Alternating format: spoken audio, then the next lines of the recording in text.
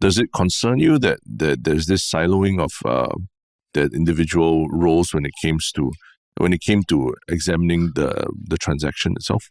This is characteristic of most bureaucracies in the world. Okay. My first defense for the government. Yeah. But as I said recently, but if you want to be an exceptional nation, which we do, we need to have an exceptional culture. We join the dots across the ministry. And Mr. LKY Lee Kuan Yew has that. On this episode of Yalla But, we chat with Mr. Tan Suee Chieh, former CEO of NTUC Income and NTUC Enterprise. Suee Chieh was a key voice raising concerns about the Income-Allianz Deal when it first broke, and we've been trying to get him on the show since last October. Now, after some scheduling delays, we finally made it happen in late December, and it was a super insightful conversation. Now, if you have any questions for him or want him back for more on this topic, drop a comment below. Now, on to the podcast. What's up, everybody? Welcome to another episode of Yalla, your thrice weekly podcast where we talk about the hottest news with a touch of what, Terence? Good old humor. Good old humor, man. Yeah. It's the end of the year, and some big things happened this year. One of which was something that we talked about quite at length already. Yeah. Super excited because this was probably one of the biggest talking points of the year, right? Yeah, correct. And it was the deal that was attempted for NTUC Income to have part of it sold to Allianz, which fell through. There was a lot that happened. And today we have a guest who is so appropriate to talk to us about this and dive deeper. The center of the storm, right? Center of the storm, who's been quite vocal. Yes, very. And now he has a chance to be even more vocal. So we'd like to welcome the ex-CEO of NTUC Income and NTUC Enterprise, Mr. Tan Suee Chieh. Yeah. Thanks for joining us, Suee Chieh. Yeah, hello, good morning. I'm very pleased to be here today. Yeah. Great. How are things for you now? What's keeping you busy these days?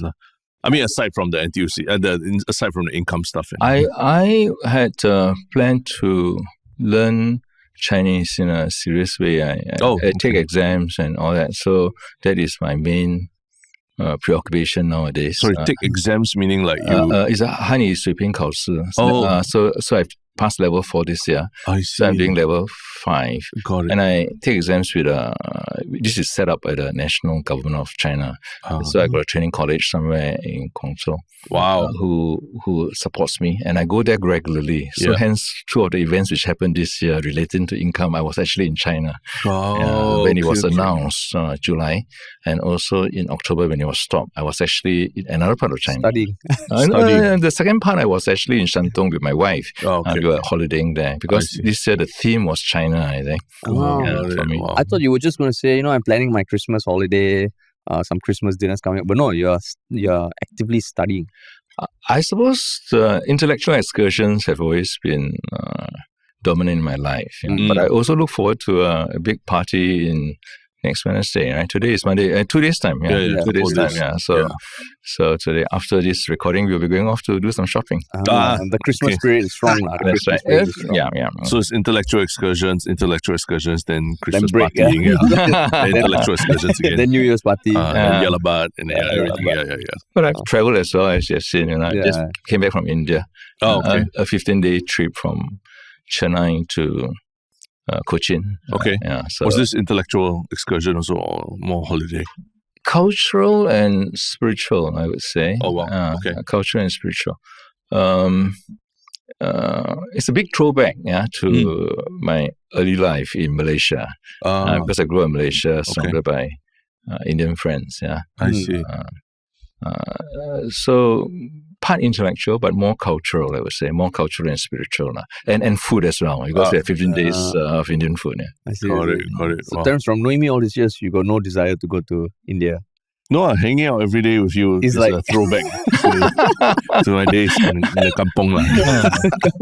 No, but on that note, so you were born in Malaysia, then you grew up in Malaysia. I grew up until 17 years old. Then I left for the UK and spent 10 years there working for a company called Prudential. I did my degree and worked for Prudential, and then I stayed on with Prudential in total for 20 years. But interesting point is that I left Malaysia at the age of 17, but without learning Mandarin. That's why I'm learning Mandarin now. But I also grew up near a place in Semenge, which is near Seremban. And I happened to be reading a biography of Rajaratnam, who actually was growing up in that town. Also, and the way he described his childhood and the Tamil laborers and the tin mine workers was very similar. So it was quite remarkable in that sense. I see. So you left Malaysia at 17, you went to the UK, then after those 10 years, you came to Singapore? To Malaysia. Oh, to Malaysia. For 2 years. And then Prudential decided that I should come to Singapore. And I came to Singapore, became the CEO, and the rest was history, so to speak. Got it. And it was, your field of study was actuarial science. Okay, yes, that is a short answer. I did a degree in actuarial science and qualified quite early in my life. But I have always loved things on politics, philosophy, and psychology as a child. But of course, my parents thought that I should choose something where I could find a job in, and that is not surprising news to me. So that was the reason I did actuarial science, and I enjoy actuarial science because it was technical, it was mathematical, and you work in organizations, and you can make a difference in different ways. So many actuaries today are spending a lot of time in dealing with not probability and risk models, but with radical uncertainty. Radical uncertainty is uncertainty you can't capture easily using statistics. Like COVID-19, like the world of climate change, because you can't capture it using normal statistical models because they are radical in their uncertainty, right? So the actuaries are making a difference. So that is a small advertisement for the profession. Got it. Actually, like actuarial science, the word actuary, what does it mean? Because I'm not the most familiar with that as a science. I've heard of it, but I'm not the most familiar. Okay, it stems from a Roman word, which is a recorder of things in a clerk, but eventually it evolves. Say until 10 years ago, it would be about somebody who uses mathematics, statistics in risk modeling, and they're mainly employed in insurance companies, pensions, and investments, where you need mathematics. But lately, they have been more active in climate change, sustainability issues, COVID-19, and all that, because what they do is using mathematics to describe uncertainty, right?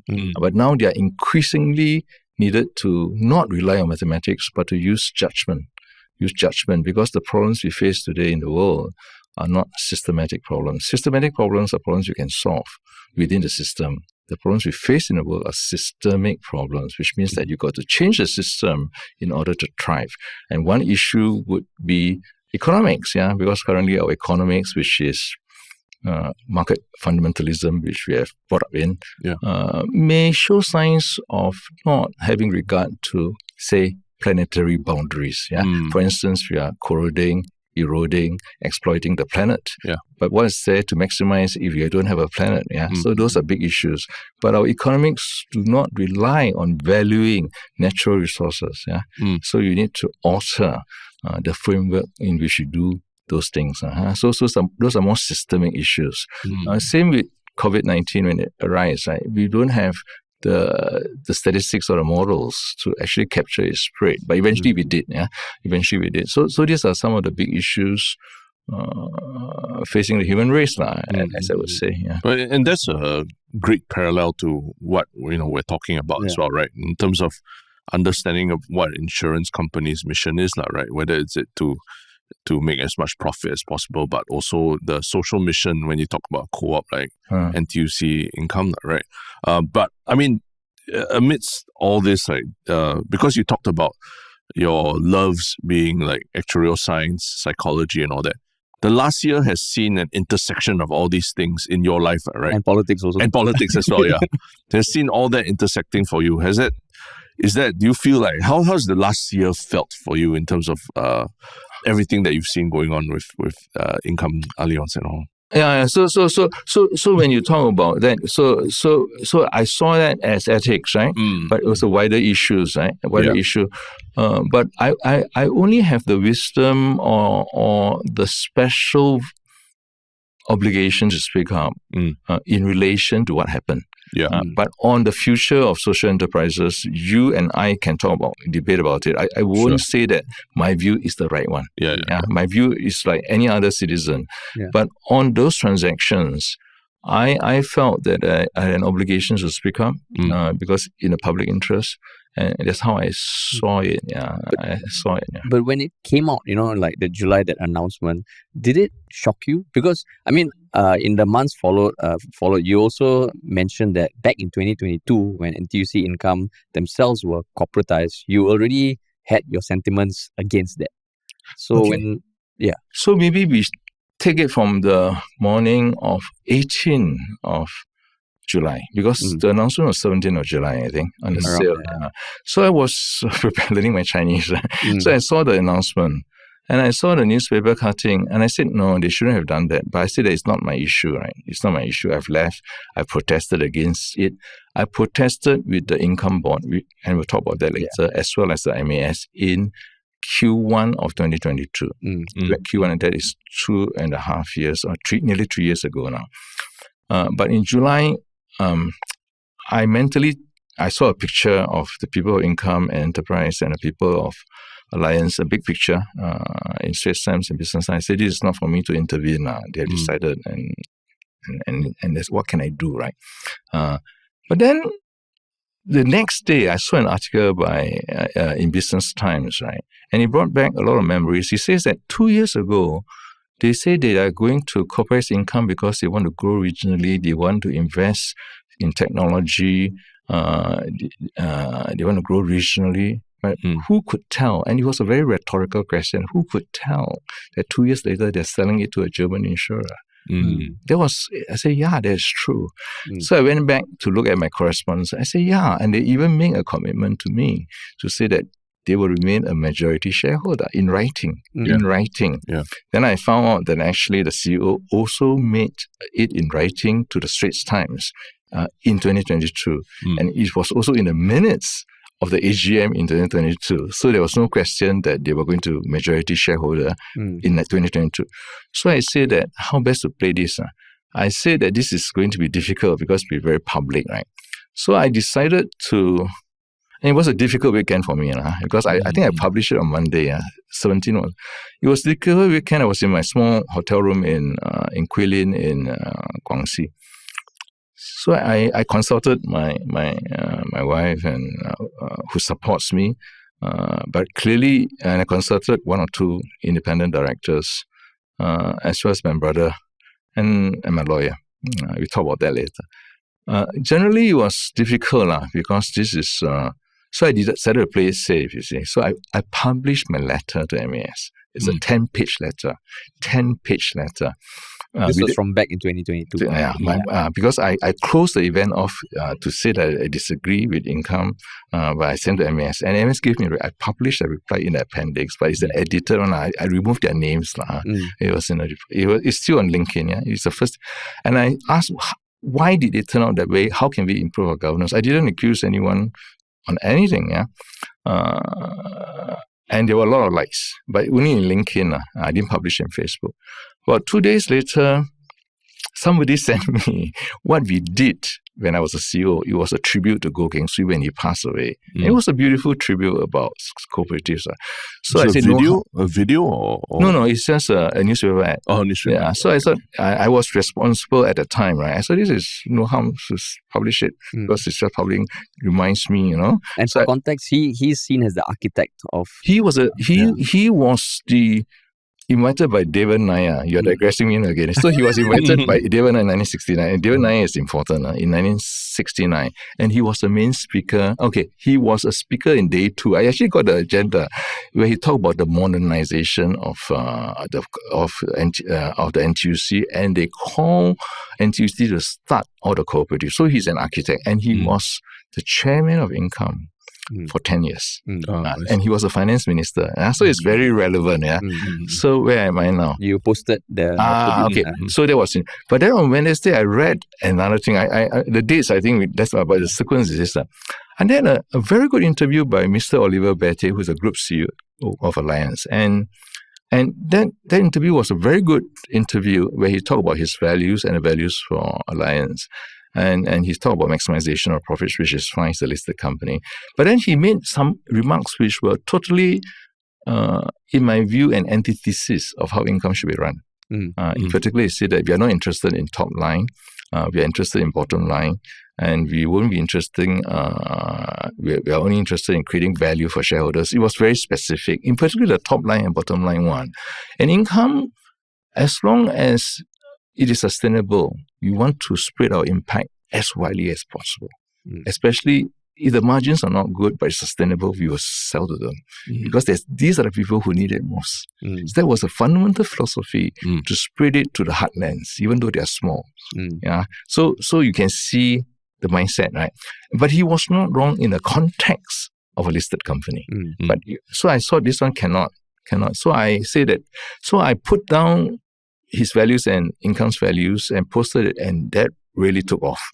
And an important person who came in was Tommy Koh. Tommy Koh, and he said, Suee Chieh, I agree with you.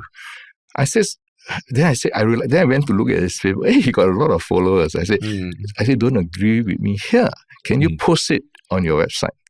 So on his Facebook post, and he did, you see, and that became a much more public because my followers were my friends, a more smaller crowd, and my LinkedIn followers were the professionals. The professionals and the corporate governance people were interested in what I say, and you can tell they're following it very in detail without necessarily liking it, because they obviously have reasons not to be too public about it. But Tomiko went out and he said he agrees with me and he posted it, you see. I think that's where I heard of it also. So that's important. Then what happened was I decided to do an open letter. I wanted to say a private letter to MAS because of soon after that, the chairman of NTUC Enterprise had 2 clarifications at the end of July. Long interviews with Straits Times and Business Times and a long interview, which I quite disagree with some of the comments, although I think he has the right to make those comments. We can disagree. But my heart of the objections were the commitments made. It must make a difference. Sure. So I posted on that. And eventually I can say that, then I say that maybe I could write to MAS, and I consulted a lawyer friend. He said, why do you write to MAS? Why do you make it an open letter? So that was the first open letter. I said this in 2022, and this is what happened. So I did an open letter, and then it was a strong pushback. I remember it was the last day in China. I published it on Friday. When I come back, there was a pushback on Sunday. Within 2 days, they came up with a pushback about casting aspersions and all that. And I was worried. I was worried because, but my lawyers say that, no, what you say is true. Then he did help me draft a rebuttal. And importantly, Tommy Koh came in. I read both letters and I agree with Tan Suee Chieh. So that was very important, right? So that was August the 5th. And August the 6th was a parliamentary sitting. Okay, so that 6 days is quite important. Open letter, rebuttal, counter rebuttal, and then parliamentary sitting, right? So in those open letters, I basically disputed the various claims of the chairman of NTUC Enterprise. I disputed in my own way, and I made some videos on that as well. And to clarify, the crux of what you were disputing, if I recall, was that yes, they made a commitment back then, but the needs of NTUC should be paramount and things can change. Something along those lines, right? No, you got to clarify because there was this phrase, but I can't remember the context now.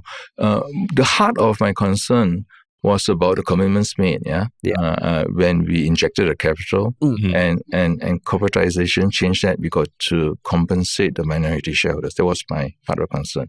But eventually it moved on to that's before Mr. K. Shanmugam got involved. Before we move on to whether it's practical for income to survive, in its current form. I believe it can, but you can say it cannot. So in that those open letters, in the open letters, I did dispute because of the long interview with the chairman of NTUC Enterprise, Mr. Lim Boon Heng. I dispute many of his points. So it was that. And then the counter the counter reply. So there was that. But have I answered your specific question? No, just to recap, because I remember after reading it, there were things that I realized that you pointed out that even when we covered in detail, right, it maybe it didn't dawn upon me as clearly. And if I were to recall, I think the one thing you're saying, the capital injection of 630 million from 2015 to 2020, one big thing was that they were getting it at the par value of $10, which is the essence of a cooperative. But when they cooperatize, then they can realize the market value of the share price, which was like $40, and they can get all that value while diluting the worth of the minority shareholders. So we are going, that is correct. So before they inject the capital in 2015, the first injection, when I was still the group CEO, they owned about 30%, and the minority owned the 70%. By the time the last injection took place, they owned 70%, and the minority owned 30%. So there's a change, a flipping around. And that could be defended if it remains as a cooperative.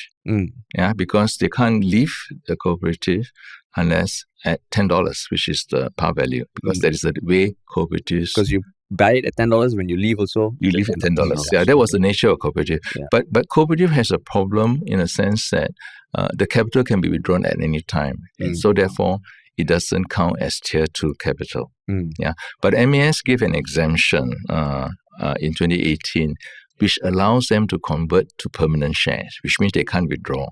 And therefore, that problem is solved. The problem is solved. In other words, the shares which Enterprise injected at $10 can remain, will be counted as capital. Because in the past was not counted as capital because they can be withdrawn. So that problem was being lobbied during my time onwards, and we got that. So they can still remain as a cooperative. That was my argument. But then the arguments changed in 2022. Okay. So then you going back to what you said about the timeline after you rebutted. So there's August the 6th. So August the 6th, the Parliament, the Parliament had a debate. And Mr. Alvin Tan, speaking on behalf of NCCY, and the Second Minister of Finance, Cheong they explained the deal, why it was necessary. So they basically defended the transaction on August 6th. On August the 6th.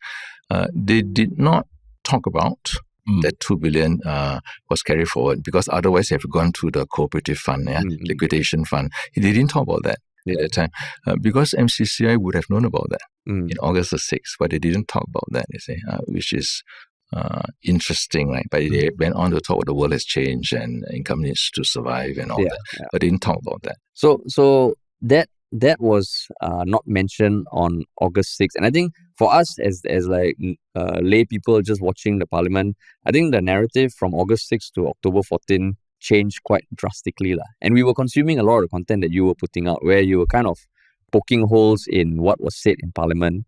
And at the end of the day, when it was blocked, did you feel like a sense of like that you made a difference? I was happy. I was happy that because Shanmugam's office contacted me. The Parliament was October 14, contributing 14, 13, 12, 11. I was on holiday with my wife in Shantung, in the land of Confucius. And he says he wants to see me. But I said I can't, because I said, but they gave him some windows. He said, no, the secretary said that he only want to talk to me at 12 o'clock. It's 1 hour before the Parliament sits. So I said, okay, I said I wouldn't be in my hotel, I'll be out. So we got to go to a special place. And I was expecting him to tell me that the deal will go through. So I was very pleasantly surprised that he told me, and that Parliament will be beginning this afternoon. So it was quite dramatic because I was preparing follow-up questions. If he said that they're going to take it through, that they're going to approve the deal. But then, so we were in a restaurant somewhere in Shifu, in China, where Confucius was born, or Chang'e was buried anyway. So that was quite dramatic for us. So we were quite stunned by it and happy. But your question was whether we was expecting it. No, like whether, like what you felt like, which sounds like you were quite happy.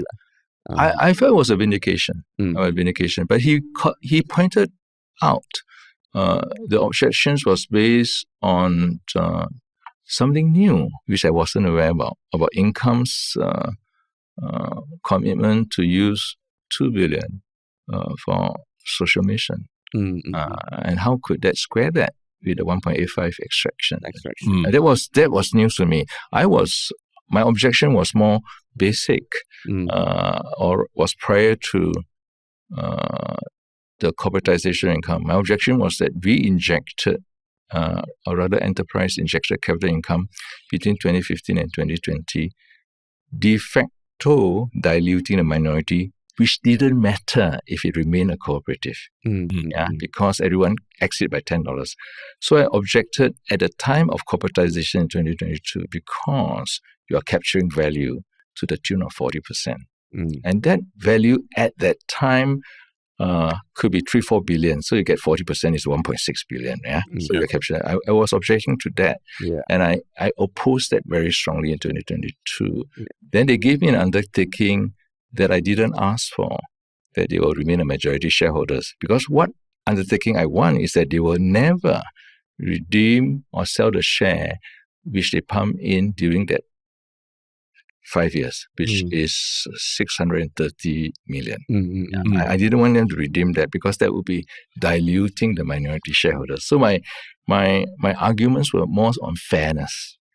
But I did propose in my letter to MAS in February or March 2022 a formula that they still have a right to have some share of the capital gains along with a capital injection, but it got shared more equitably. And I argued that the minority shareholders who are being diluted be issued 1.5 share for every share they hold. So then everybody would take part of the capital gains when it corporatized. So I was very keen to make sure it was fair to the minority shareholders. So just imagine, on October 14, suddenly the MCCI has ring-fenced 2 billion of it for social purpose. So technically the share value which Allianz offered at $40 will be reduced to reflect the available share capital for distribution. Will come down in theoretical terms to $20 to $25 instead of $40. So the minority are left with a reduced expectation of their cashing out now, if they want to cash out. But if they bring in the formula which I suggested in 2022, they would have got something closer to $40, which would be more equitable. So that means it sounds like you were against it for a number of reasons. One of which you felt like the minority shareholders were not being treated fairly or realizing as much of the value of the growth of the shares as it did. That's right. Okay, my objection was that, that is fundamentally that, because we injected at 10 as enterprise, actually at 10, and we are supposed to stay there at 10, as far as I'm concerned. And then we did subscribe to permanent share. The story of corporatization in 2022 take place before, long after I've left. They decided to corporatize. I did not think that they should corporatize, but it's not my decision. But I felt that if they do corporatize, they got to share the gains which they have captured when it was a cooperative, which at that time amounted to a substantial part. So I suggested, where they disagree with me, I engaged the Deputy Chair of Income, the Group CEO of Enterprise at that time, and eventually the Chair of Income at that time over the 3-month period, December 2021, January, February. Then eventually I wrote a long letter to the Monetary Authority of Singapore, along with an appendices and a spreadsheet. They didn't they didn't disagree with my content.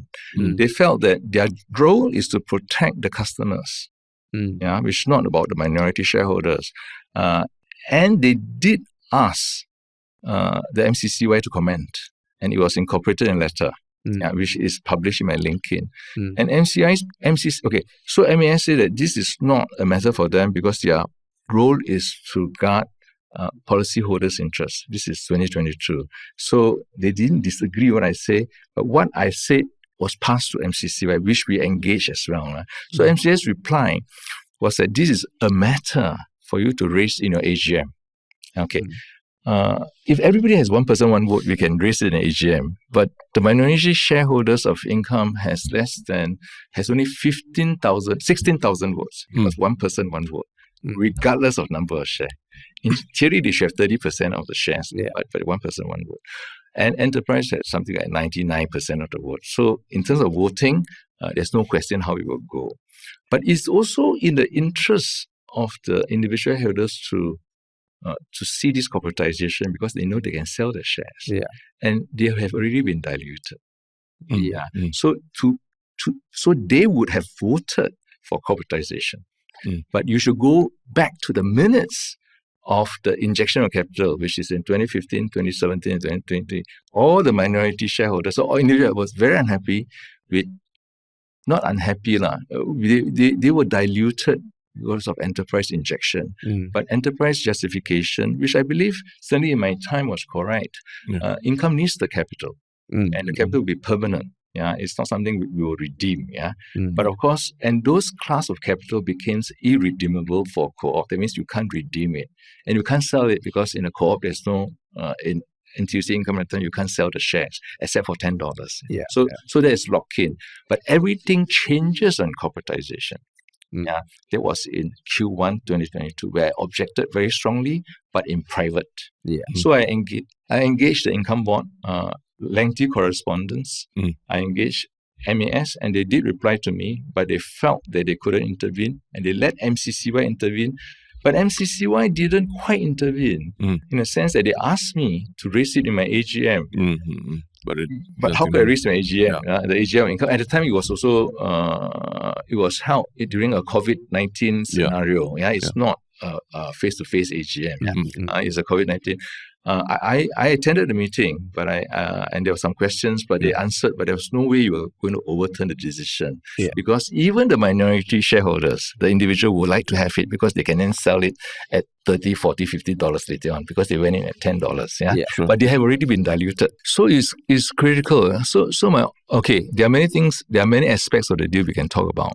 But my fundamental objections was the dilution of the individual shareholders and our commitments we made that we will be permanent shareholders. So there's some dispute about whether we should be permanent or not. But can I just come from a general public point of view, right? So sure, I mean, seeking justice for the minority shareholders is a very important thing, right? But in terms of now that there's no deal going forward at all, how do the minority shareholders, in your estimation, how do they feel about that? Compared to, like, at least, even if they got diluted before, there was an exit path for them. I actually have some shares, and because of my long service, so I declare my interest very small amount, 50 shares. $500 times 10. Most of them, many of them are much older because they invest in Income. They, rightly or wrongly, they always feel that they want to cash out. So if you 5,000 shares is 50,000 times 4, $40 will be 200,000. So it's not a small sum of money. They are looking forward to it. But of course, with this deal taken off the table, they won't get that because they got to go back to the trading platform. But the current trading platform, if they go back, they got to allow for the fact that $2 billion is not in a net asset value anymore because of what Mr. Edwin Tong said, that this $2 billion is earmarked for social good, so it cannot be distributable. So immediately the value will fall to, instead of $40 to $20 to $25 if you do a strict arithmetic reduction. So the value would drop because the net asset value cannot take into full account of the 2 billion which is earmarked for social purpose. So we talk about the role of auditors later on. So the individual shareholders are left with this situation if the trading begins. So I still, in my last LinkedIn post, sorry, when you say the trading begins, meaning? Because there was a platform for them to trade. I think it's run by a broker, Philip Poems or something. Where you can trade, willing buyer before Allianz came in. You have to check the details, but I believe that there was an intent now to go back to the trading. Okay. But now this trading, I don't think it'll be at $40 because 2 billion is now taken out. That's about worth $20 per share. It's taken out because Mr. Edwin Tong said it's earmarked for social purpose, right? So you can't put in an asset value. Then we have to talk about the structure of the new company later on. So these individuals are now left with possibly between $20 to $25. We won't. So will they sell? But I am still maintaining, to be absolutely fair to them, you should issue the 1.5 shares, which I said you issue at the point of corporatization, because we diluted them along the way from 2015 to 2020. So I'm still on that path. Whether they will do that, I do not know. But if they feel that 1.5 shares for every share held is the wrong number, because I remembered, and I have all my workings, I arrived that by dividing equally between enterprise and new shareholders the excess capital, two groups, so enterprise would get above what they subscribe as well. Okay. So that I think, but I did say in my letter to MAS that you can do this Formula 1. It's in my letter in LinkedIn, or you can ask a committee of independent experts to decide what is a fair additional shares you can give to the 16,000 individuals. So there are separate strands of argument, right? Sure. One argument is a much higher argument about social enterprises and the role in Singapore. But for me, the heart of the matter for me was the injection of capital when I was a group CEO into Income. Justifiably so, because Income needs the capital in permanent form. To qualify for the solvency. So we did it 200 million when I was group CEO, but the discussion actually embraces 500 million. So you do 300 million in 2018 and then 100 million in COVID-19 time. So in total, they injected 630 million. That diluted individual shareholdings from 70% to 40%, to 30%. So 40% was gained by enterprise. That 40% was worth about, I can't remember the numbers now. It's a significant amount of the excess capital, excess value above the share value. It's in a region of about 4 billion. But why is it such a sticking point for you that, because, I mean, like, you hear these things about that's how the business works. That's how the business world works. I mean, we have been burned by business decisions of other entities, but almost now we take it, okay, in business, nothing is guaranteed. But why is it so important to you that this commitment be stuck to, especially even for, as let's say a shareholder, right? If I was a shareholder with that many votes, I would feel like, am I happy that you did what you did, or I got called off? Okay, that's an interesting point, but I suppose it has to begin in the Q1 of 2022 when they corporatized. And I lay out my arguments. Basically, at that time I was also was immersed in the world of IFOA. I was 2022. I was on a second or third year of my presidency in IFOA. And IFOA is the Institute and Faculty of Actuaries. Which is another story stemming from Malaysia for the last 40 years. So we won't go there. And one of the thing in that context, I joined a group of actuaries called Actuary. In fact, I was one of the founders of Actuaries for Transformational Change. We want to see a more just world and more courage. More courage, right? So, and COVID-19 was happening when I became president. So I formed a number of groups outside the IFOA institution, because inside it takes a long time to form a group, so from outside. And one of the things which we pride ourselves is to speak up for public interest. So it is our ethical code. And most actuaries are reticent cautious, but they are very accurate, but they are cautious. But most of the problems we face in society, right, demand people who knows to speak up. Speak up with courage, in a responsible way, with judgment, courage. And so I caught myself, this is a 2022 story. You asked me, why am I so active now? So I started then, and I quoted the Actuary's quote, how we should speak up with courage on things which are injustice. And the Actuaries of Transformational Change at the time were dealing with a lot of climate issues, justice issues, and people who supported us were people like John Kay and many other senior economists whose name will come back to me if I can't do it now. So that was the foundational element why I chose to speak up. So this was 2022. But I decided to do it privately. I engaged Income. I had discussion with the chairman, deputy chairman, and the group CEO. And then eventually I wrote to MAS. And I wrote to MCI. And these letters are available on the LinkedIn now. And the independent director of Income, lead independent Audrey Chin, was co-signatory, and also an independent actuary by the name of Richard Sherman, who is a non-Singaporean, also were signatories to my letters. They were private letters.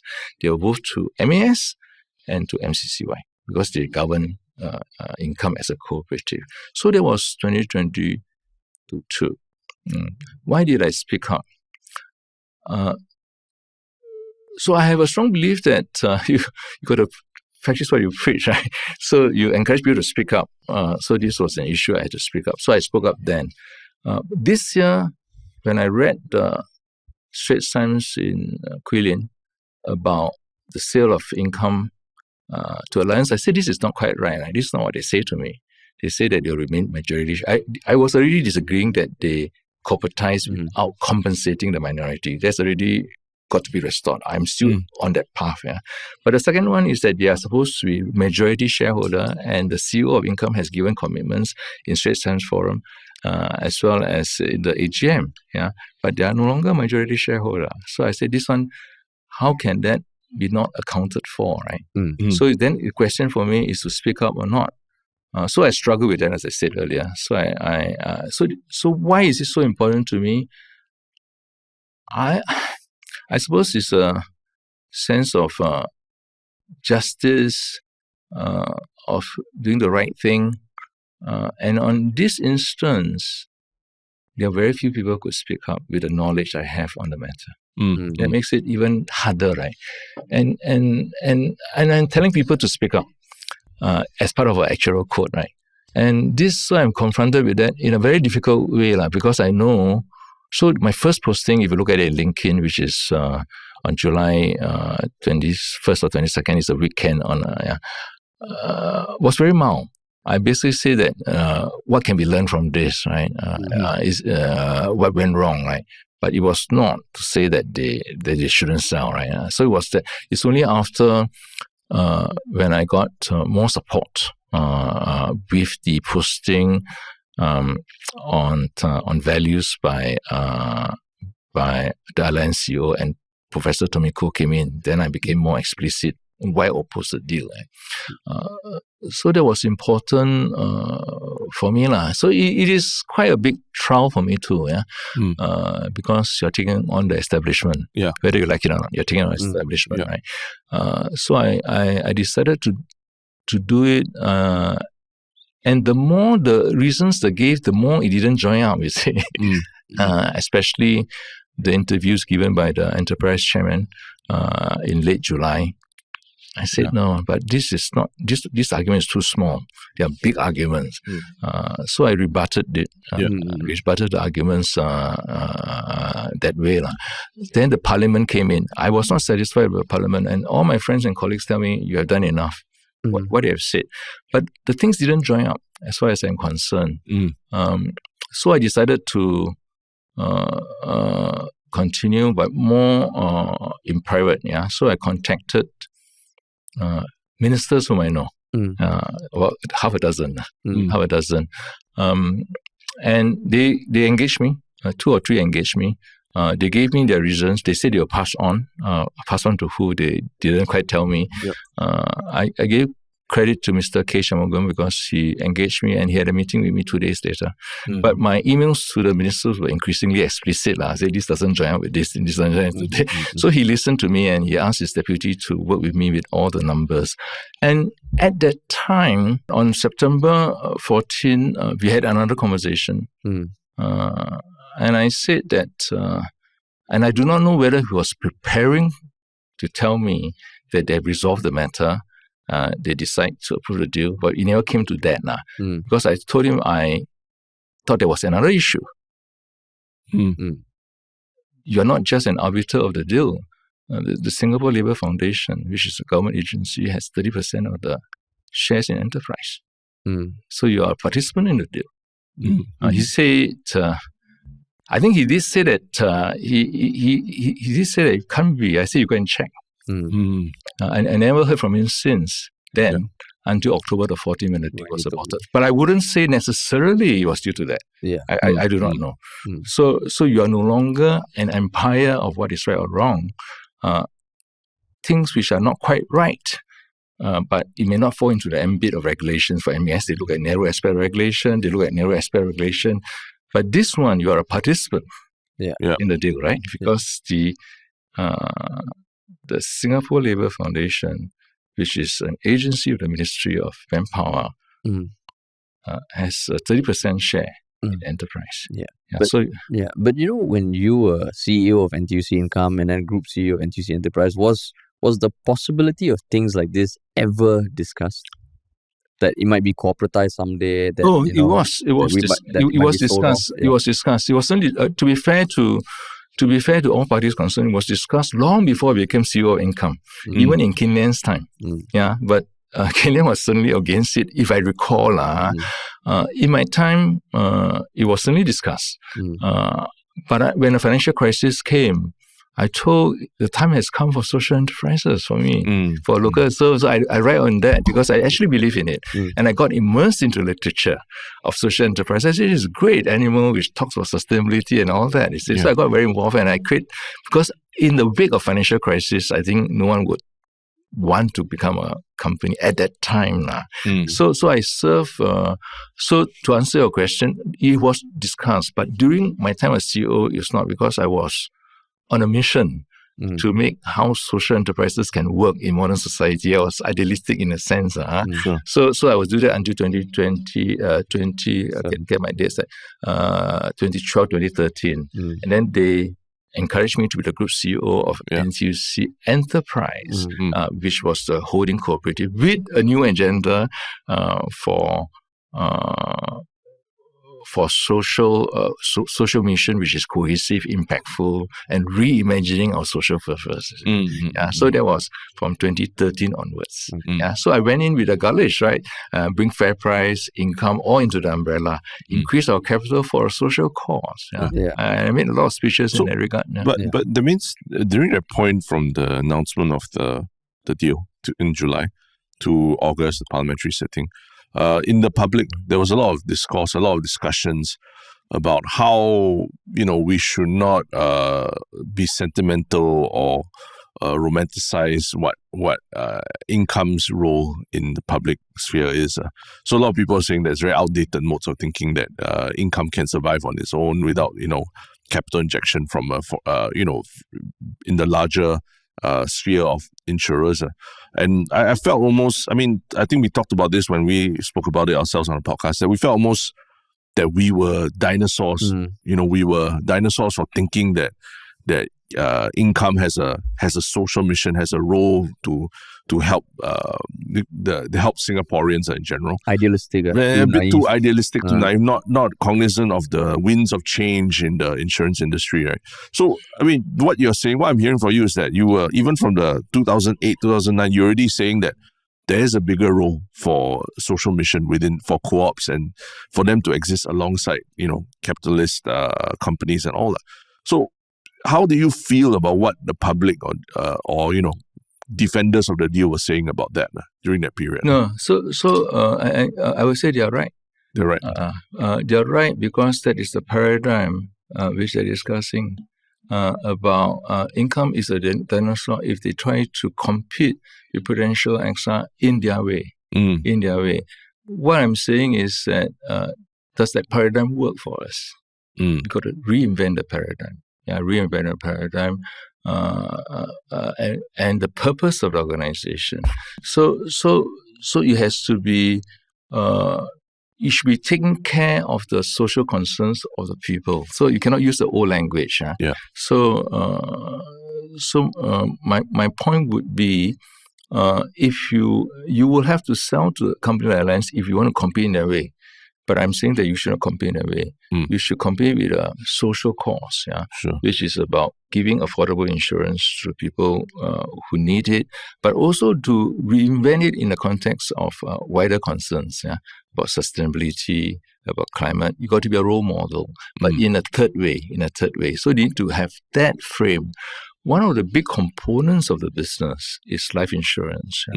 Life insurance is sold and not bought, and one would argue whether that is necessarily the best way to provide protection. The term insurance is fine, but some of the main parts of life insurance is actually investment. Is for investment, and is that the most efficient way to give financial well-being to individuals? It's now a contested topic even in the insurance world.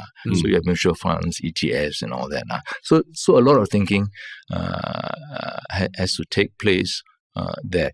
If they want to run income in a usual way, then probably corporatization in the way Reliance is right. But for me, the burning issue was the injustice to the individual shareholders of 2015 to 20. Make good of that. That was my point. But on the wider ideological or economic debate, I'm a participant. I don't have special knowledge, but I'm prepared to debate with you. It was a different debate. But on the transactions between 2015 to 20, I'm not. I'm a knowledgeable person, and I was at heart of it.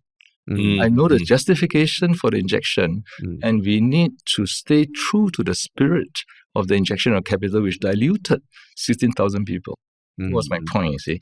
But on the philosophical future of social enterprises, who is Tan Suee Chieh, right? I can have a point of view. Tommy Koh can have a point of view. Mr. Lee Boon has a point of view. That is an intellectual debate, which is fine. I have in my view, a developed view, in my own view, because of my involvement and my interest in what I see into a more pluralistic business sector, because I see the shortcomings of financial capitalism, which is unbridled. So, which is a slightly different debate. But did your peers who were at NTUC while you were there also feel as strongly about the commitment that was made? You should speak to those who are still employed there and not employed, but there's a big difference. But most people, I think some would speak, but most of them would be quite careful. Because they wouldn't want to say, certainly in private, many would agree, but in public, I don't think many would want to speak up. In public, most people would not want to speak up. So, just now, I mean, the one thing that seems clear is that you do believe in the ability for companies to function as social enterprises, that it's sustainable.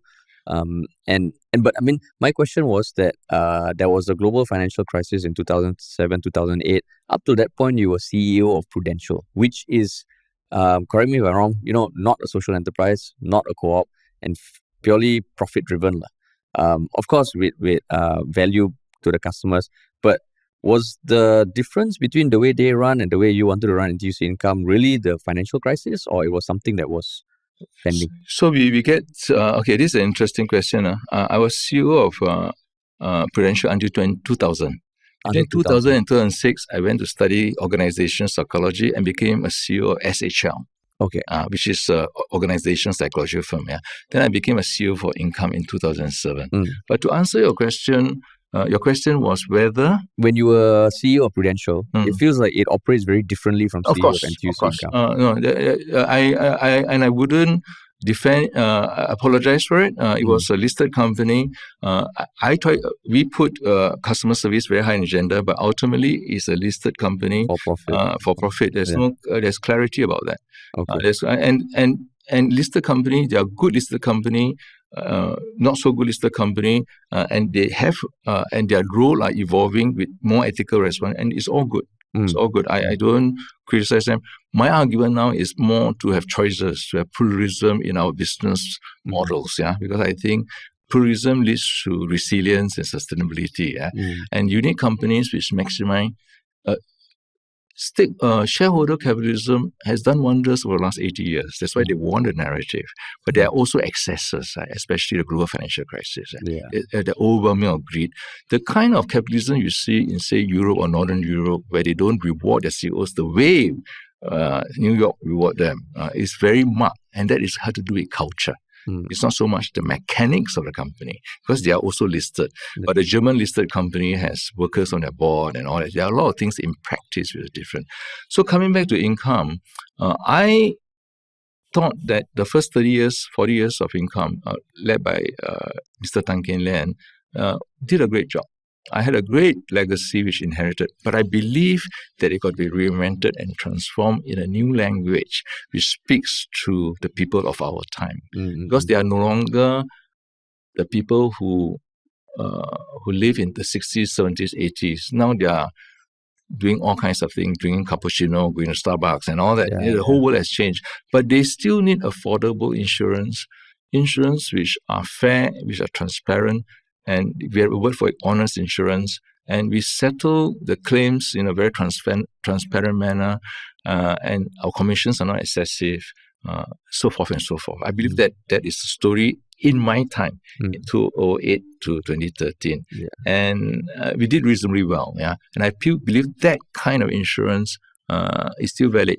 To answer your question more specifically, there are many social enterprises or cooperatives which are thriving in Europe, in USA, and elsewhere. So I gave 6 examples in my blog, right?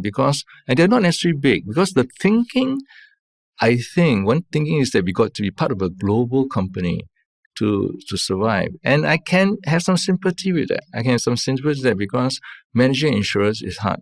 But to compete, but I believe there is a future for income which is local, which is community-based, which has cooperative values. But BIF is, in my view, it could be like a benefit corporation, which is a slightly different form of animal, which exists not to maximize profits for shareholders, but maximize well-being and interest of all stakeholders, customers, the environment, shareholders, the suppliers, and all that. But not as a form of corporate campaign, but more within the DNA of the company. So somebody could tell you, income pays this and pay this, not much difference, right? But it's the attitude of mind that comes with it. How they treat your claim, how they price their product. Whether income's product is always cheaper to another company product, I can't claim that it will be. Or is it the best always? But I think it's the culture of the company, what it does, and who takes what, and who is at the center of the enterprise. I have no doubt in my time, the customer was in the center. It was very clear. And the shares of shareholders were small. That could be another complaint, but that is another issue, right? So that was a fundamental difference in ideology, right? It's partly about deeds, but it's also about motivation. So you talk about motivation and deeds, you see. Motivation and deeds, right? So that alignment, and I increasingly, after my participation in IFOA, when we saw COVID-19 and also climate risk, biodiversity loss, injustice, I feel that the role of the third sector or sustainability-related issues, social justice issue, social entities have a role to play. But that is not to reduce the importance of listed companies. So we need a pluralism of business models, because it makes a society more resilient. But that is a more philosophical, ideological debate.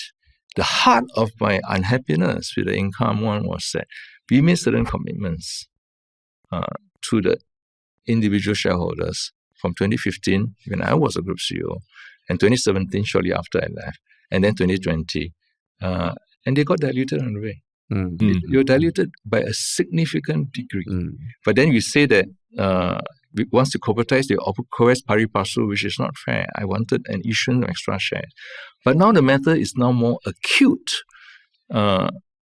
MCCY, whatever in the course of the last month, they revealed that 2 years ago, they asked Income to make sure they allow Income to carry forward 2 billion into the balance sheet. Otherwise, you go to a co-op liquidation fund so that they could continue their social mission. What kind of capital is that, right? That capital is clearly a capital which cannot be distributed, right? It's for social mission. Let's call it a social mission capital, right? So, by a stroke of genius or by accident, they have created an entity in Income whose destiny must be serving the social mission of Singapore. But I mean, there's no stopping an acquisition going through in future, right, by a foreign party, as long as certain conditions are met. Technically, no. So ABC could come in, but they wouldn't count the 2 billion as an asset value. That's for start, right? But the other thing is that they have to, you got to look at the exact company. If the company's values are aligned with Income in terms of social purpose, then it will be much easier because they're not maximizing capital, return on capital. They're maximizing well-being for all stakeholders. So that's quite important who steps in, right? But technically, a listed company could step in. Then you would have a country, two systems, no? Country, two system, how robust is that, right? My world conversation is about maximizing shareholder profits for listed shareholders in London or Munich. But in Singapore, it's not, it's maximizing social impact, So you have one country, two system, which arguably could be created, but whether it can be sustained over the long term with brands and practices, conferences, would be an interesting question. Okay. So the heart of the matter for me was the integrity of the capital injections of that 5 years. And with the corporatization, they made an additional commitment to the majority shareholders. They could justify it in whatever defense they could put, and it could be valid. But it has to be convincing. I mean, speaking of multiple stakeholders as well, I think in this process, one thing that has been raised by opposition MPs, but also by the general public, is why is it that the different agencies or government ministries and agencies seem to be operating in their own very narrow paths, and words were being thrown around like they were very siloed in their decision-making processes and all. Do you see that in how the exchange of information between the MAS and MCCY has been going on the last few months? Or does it concern you that there's this siloing of the individual roles when it came to examining the transaction itself? This is characteristic of most bureaucracies in the world. Okay. My first defense for the government. But as I said recently, but if you want to be an exceptional nation, which we do, we need to have an exceptional culture. We join the dots across the ministry. And Mr. LKY Lee Kuan Yew has that. He could see the dot. He could join the dot across the ministry. And this is the initiative. So the challenge for our government, if they want to be extraordinary and exceptional, they must reinvent the culture of the civil service. I am very sure that the Income Board and Enterprise Board and the people working in MAS were doing the work and in fulfillment of their responsibility in accordance with the requirements of the job. But in the face of many issues, especially if you want to be exceptional, you got to join the dots across the different departments and think of the wider picture. And that is the challenge for our government. So I see 4 different silos in this operating, right? So we have the NTUC itself with Income. We've got the Monetary Authority of Singapore and the Ministry of Finance. We got MCCY because we are also regulated by MCCY. Because it was a cooperative before and was under MCCY. And of course, the Singapore Labour Foundation. because Singapore labour force own 30% of enterprise, and they have been silent across the episode. And the Labour Foundation, which is part of Ministry of Manpower, whether the ministry are aware of the decisions made, I wouldn't know. But they certainly is within their power to stop it if they want to. Yeah, they can stop it by moral suasion, but they can stop it by legal means, I tell, because by virtue of their representation. So what happened and what was reported? And I wouldn't say this as a criticism of individuals, we all live in our own paradigms and we're all working hard. Sure. Yeah. But very often we got to step back. What are we trying to do and what we are trying to serve, right? Yeah. And where's the justice? And somebody say follow the money, you got to follow the money. But I think I wouldn't characterize this as somebody enriching themselves. I don't think people are doing that. They got different views about how it should be done. Yeah. Except for one small matter about the appointment of advisor in income, which I raised questions about the wisdom of doing that. Yeah. Sure. Morgan Stanley as the advisor for income when the chair was the CEO of the Southeast Asia. Chairman of NTUC Enterprise. Income. NTUC Income was Morgan Stanley's chairman as well. CEO, I think. CEO or chairman, Southeast Asia.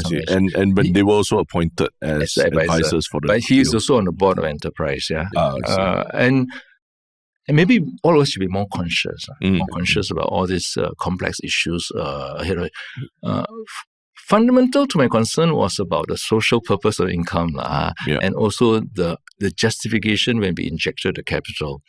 I was the main person on the forefront. The thinking was done by various people about injection of capital because income needs the capital in permanent form. Cooperative capital can be redeemed and it's not counted as tier 1 capital by MAS. But we there was a parallel work stream to persuade MCCY to allow enterprise investment income to be permanent, and that came in 2018. But we knew that was coming, so we injected capital, and I sincerely believe that we are going to income for perpetuity. I believe in that, but doesn't mean that belief is right.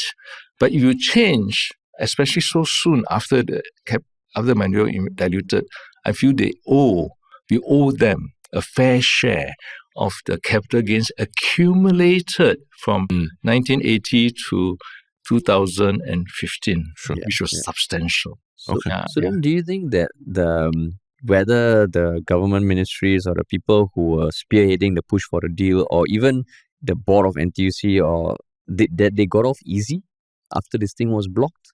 Because it feels like to the layperson, there was all this momentum and then suddenly some things were so wrong that they had to change the constitution.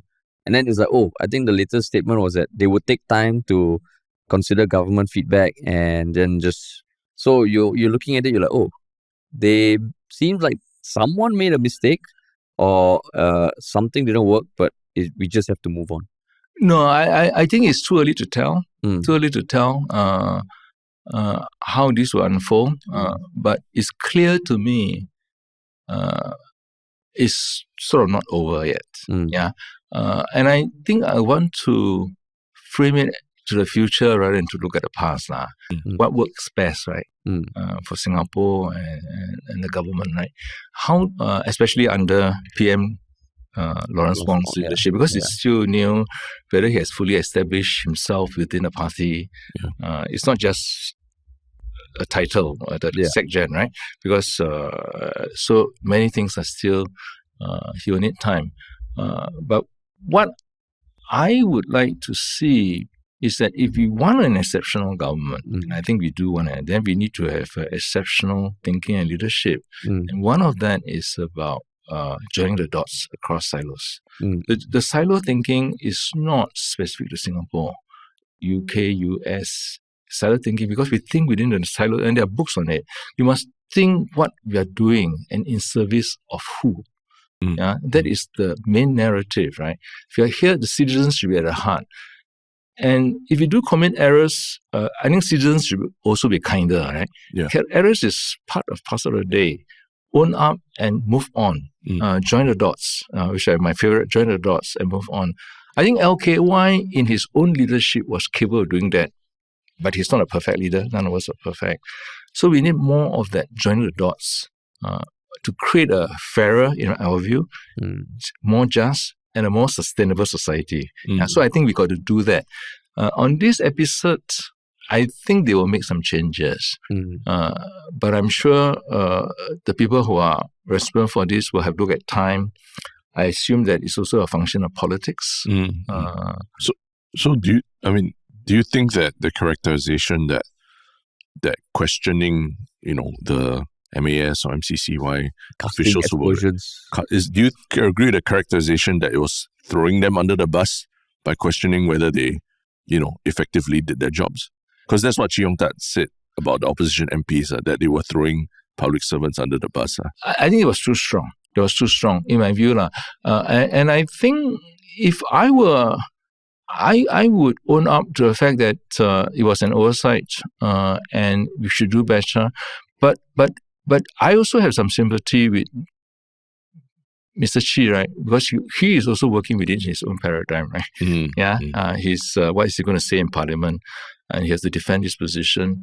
There needs to be some kind of liberation and reimagination of what Singapore can be. And that has to be led by Lawrence Wong and maybe his top team, because I think he's quite collegiate. There needs to be a reinvention of how we want, or how to govern Singapore for the next 10 years. It's not about defending. It's about creating. It's about joining the dots. It's about courage and giving space. It might still come in the next 12 months. So I think that is really important because I think we are all committed to Singapore as an ideal, right? So what is the best ideal, right? It's not easy because there are people taking pot shots all the time, right? So that articulation, I actually think I have met the Prime Minister and I met a few ministers in the course of my work, especially in income. I like the language he used.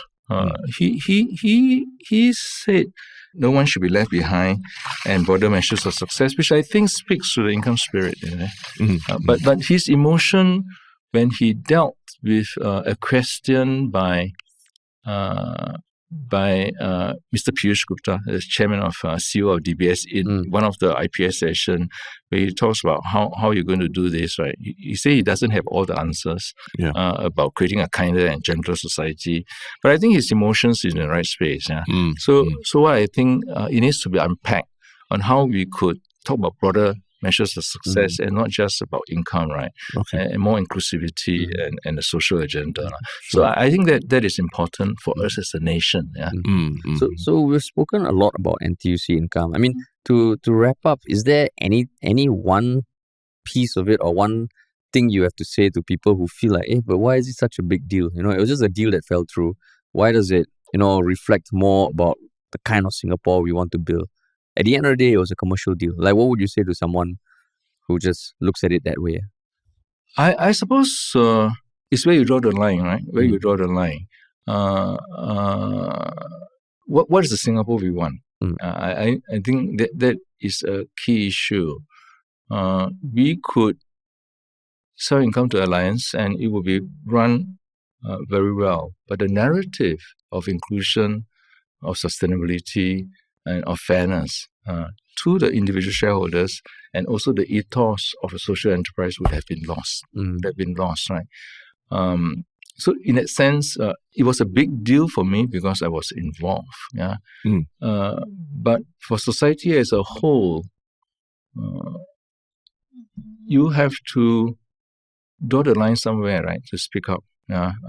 Otherwise, what happens, right? Whose responsibility it is, right? If you don't speak up, right? So it's about speaking up. But I mean, like, I think there's a lot that it's interesting to hear your perspective on this whole thing. And we can talk separately about the future of Singapore. But thanks so much for shedding so much light on this. And now we normally end off every episode with the one Shiok Thing, the segment, where we share something that we've watched or listened to or read with our listeners. I know you have something that you talked about before this, but we can go first. in terms of the one Shiok thing. Yeah. Terence, you have something? Yes, I recently watched an exchange on the Piers Morgan show, Uncensored with Piers Morgan, where he interviewed the science communicator Neil deGrasse Tyson. And they talked a lot about Neil deGrasse Tyson's skepticism towards SpaceX, Elon Musk's company, the skepticism towards what SpaceX is doing to try and bring humanity to Mars. And so it was actually a very long discussion that they had, like I think it was close to 50 minutes, where they talked about why, as a science communicator, Neil deGrasse Tyson he's always excited about, challenging the frontiers of humanity with science and everything. But why is he seemed so pessimistic about what SpaceX and Elon Musk is trying to do in terms of shipping humanity to Mars? So it's a very interesting discussion that I think now Elon Musk has taken on a much bigger public role in the public sphere ever since Trump's election, right? And it's interesting that there are now public intellectuals, like what you mentioned, coming out to speak out against some of the things that were taken as a gospel, right? That Elon Musk is a billionaire, he's brilliant, and he can't do any wrong. And so that's why I thought this was a very interesting exchange to watch. Even just as someone who I enjoy reading, Neil deGrasse Tyson's things, but I'm also excited to see what SpaceX does. But at the same time, maybe there's somewhere a third path in between to think about that. Yeah. Was there any part of the rebuttal just being that, he's Elon Musk, he can do anything? Yeah, precisely. That a billionaire maybe can do things better than a government can, and that civil society or public institutions can. I see. And that's where Neil deGrasse Tyson was trying to push back based on historical data about epic things that humans have done in history have always come from institutions in some ways. I see. Okay. Yeah. My one Shiok thing is this random person that I came across, I think on X, who has his own website. He's a developer. He's his own startup, and he writes about certain things that he experiences in his own life. And he had this one essay called. Actually, no, the thing that I came across was this essay called Principles, which is things he's realized over his life. But not Ray Dalio. No, not Ray Dalio. But there was one other essay on his website I found a bit more interesting. It's his reflections on having worked at Palantir. Okay. Which, I mean, you've heard of Palantir, right? Peter Thiel's company. Yeah. So it's been around for quite a while. And I think back in 2010, it wasn't even a desirable place to work at because it was never like those social media companies, Google, Facebook. But now it is such a hot company to work for. I think it's attracting a lot of smart people. And he goes on to talk about why he joined even in 2015. And his experience there and what made it special, especially because now it is like the company that is getting a lot of news and attention. So I thought it was interesting peek into how Palantir works, because you hear a lot about Google officers, Meta officers, and all that. But this is the other a tech company that is a lot more technical and sometimes polarizing also because they do a lot of work with the military. Yeah. But I mean, interesting insight. So those were our Shiok things. What about you, Suee Chieh? My mind sort of trying hard to recall the movie I watched last night. Wicked. Yeah. About two characters. About Ariana Grande, Glinda, and Cynthia Erivo. And Cynthia Erivo with his issue with color and all that in that movie was the authentic person and trying to do the right thing.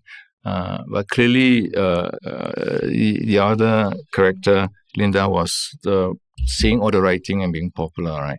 So I felt that was quite an important story about speaking up with courage. So I thought you need more Alphaba, which was played by Cynthia Erivo in the world, because that sort of resonated with me. It was a movie which was recommended by someone, and my daughter is in filmmaking. We went together as a family, and I normally would not be into such musical and cartoons, right? But I was awake. It was quite a long movie, because it spoke to me. He spoke to me of being the lone voice, speaking up in a case, in a sort of public interest type context. So I think that resonated deeply because I feel we need to encourage more of that. You don't just be popular. You got to do the right thing. But I think it's also, I'm not for just speaking up just for fun, right? I think there are many issues which require responsible citizens to be engaged responsibly. So to a certain extent, the pathway taken by this episode was good. But there must be a lot of questions. How come people let it be? Because looking back, there are a lot of things said up to before October 14. It doesn't join up, you see. Why did they not talk to one another? And what are we trying to do as a society, right? We do understand to capture the spirit of your previous podcast that not everything is shared uniformly across things, right? But this was over a 4-month period, right? A 3 or 4 month period. So I have 1 or 2 ministers to thank, and they were outside the MAS, NTUC, SLF grouping, but outside, was prepared to ask some questions. And some of them were very careful. And I can understand why they got, because it's none of their business. But 1 or 2 of them were more courageous. And I think we need to ask people, and of course, our Alphaba was courageous, right? Was courageous in her own way. So we need to encourage more courage. Maybe those ministers need to watch Wicked. During one parliament, everybody watch Wicked. Everybody watch Wicked. and don't be the other character all the time. Don't learn from the wrong one. But cool. Thank you so much, Suee Chieh, for joining us. Like what you said, I think this issue is going to carry on. And we can definitely talk more in future about what this means for Singapore and respond to any developments that come. Sure. Thank you for having me. Oh, thank you. Thanks everyone for listening. Remember to follow us on Instagram, TikTok, Reddit, YouTube and Spotify. And we'll talk to you all soon.